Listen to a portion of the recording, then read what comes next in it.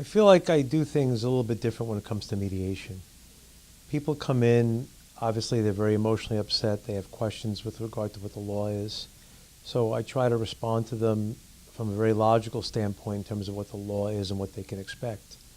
But I also feel like it's really important to listen to them.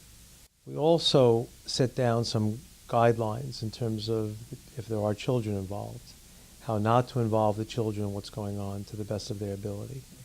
There are certain rules and regulations of the mediation that if they are violated, that I will not continue with the couple.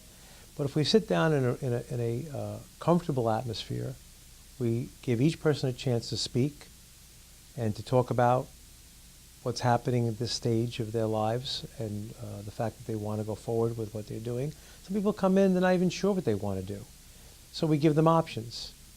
Of course, we suggest that they go seek counseling, whether their goal is reconciliation or not, because that helps with the communication and it helps with the mediation. People sometimes magically think that just because they come into an office and they're with a mediator or they're in a divorce proceeding and they didn't communicate well before, that all of a sudden magically they're going to communicate well.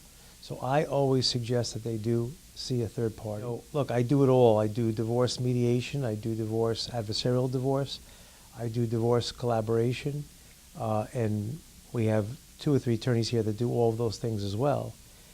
I feel like I've always said this to clients, that divorce mediation is the most inexpensive way of doing it, and of course the most efficient, not just from a financial standpoint, but takes the shortest amount of time. I would say that there are many people in Long Island, of course I can't mention their names, ranging from very, very wealthy to middle class or not that much money at all, that have come to me and that we've successfully mediated their divorces very quietly, without a lot of fanfare, and without a lot of expense.